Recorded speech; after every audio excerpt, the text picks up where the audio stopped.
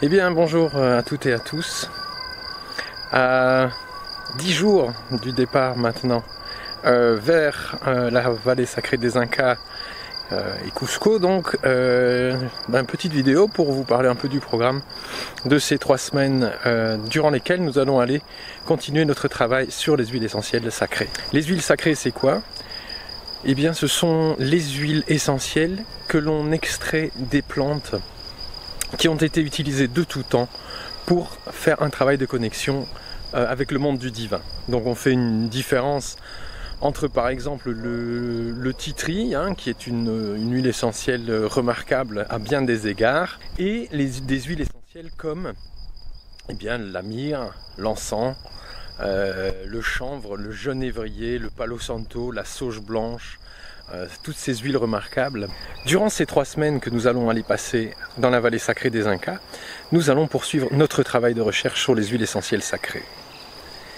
Nous allons rencontrer des professionnels des plantes médicinales là-bas, des guérisseurs, des chamans, des curanderos, comme on appelle ça là-bas. Et puis aussi, on va aller à la rencontre de Pierre-Alexandre Duchesne, qui est le fondateur des huiles essentielles Incalis.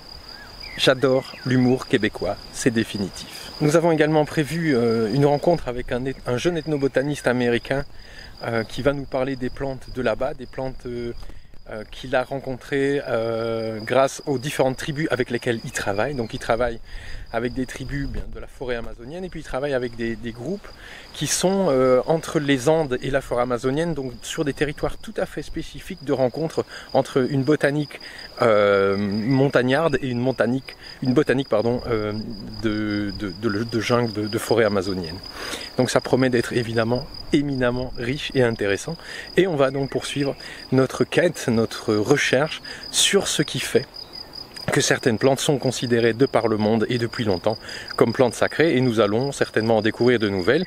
Je vous invite donc à suivre les vidéos que nous allons faire durant ces 3 semaines durant lesquelles le site internet gaiarum.com fonctionne toujours. Il est maintenu grâce à une équipe, et donc maintenant je peux partir un peu plus tranquillement faire mes travaux de recherche et d'investigation sur les plantes sacrées, tout en ayant toujours la possibilité de vous fournir le service que vous aimez, le service que vous nous demandez de vous proposer, c'est-à-dire vous offrir des huiles essentielles d'une belle qualité. La thématique de ce 5e chapitre tourne autour de ce que, faute d'un terme plus approprié, nous allons appeler la guérison quantique ou la guérison remarquable. C'est là l'essence même de toute guérison. On l'intitule quantique parce qu'elle démontre que c'est l'information bien plus que la molécule qui enclenche les facteurs correcteurs au sein du corps du patient pour lui permettre de retrouver l'état d'homéostasie, c'est-à-dire l'état d'équilibre, la voie du milieu.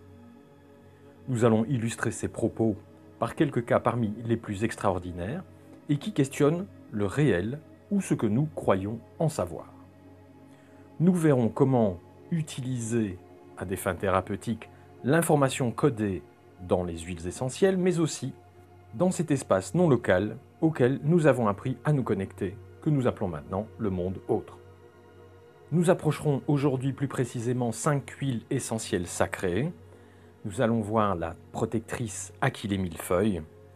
Nous allons voir une grande guérisseuse de chez nous, la camomille noble, une huile d'exception pour les thérapeutes. Nous allons voir la très stabilisante matricaire. Ensuite, il y aura la biblique hysope couché. Et enfin, nous terminerons par la divine rose de Damas. Bienvenue dans le 6e et dernier module de cette formation. Au programme, nous aurons les 4 dernières huiles sacrées. Le galbanum, c'est une très ancienne, on la retrouve dans des tombes égyptiennes.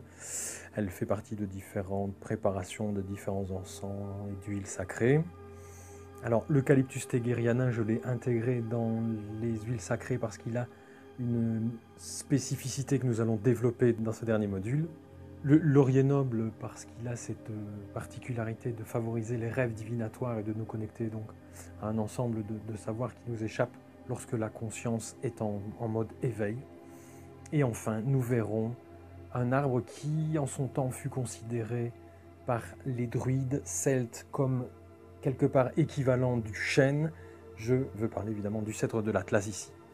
Ensuite, lorsque nous aurons vu ces 4 dernières huiles essentielles, je vous transmettrai les consignes pour réaliser un tableau de synthèse qui permettra d'organiser les savoirs et en faciliter l'accès concernant les 32 huiles que nous avons vues tout au long de cette formation.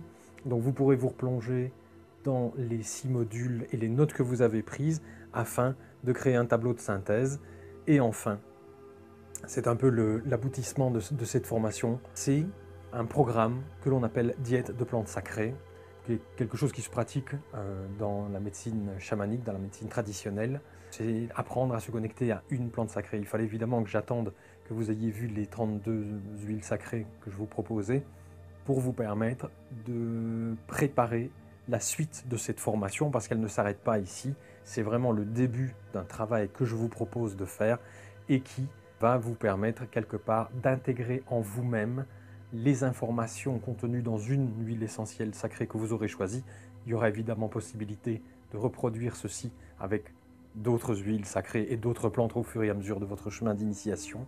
Maintenant, on va se focaliser sur une des 32 huiles et je vais vous donner un processus à mettre en place pour vous apprendre à vous connecter plus spécifiquement à l'une des huiles et en faire votre première plante alliée. Voilà, je vous souhaite évidemment bien du plaisir dans ce 6e module qui sera nettement plus pratique.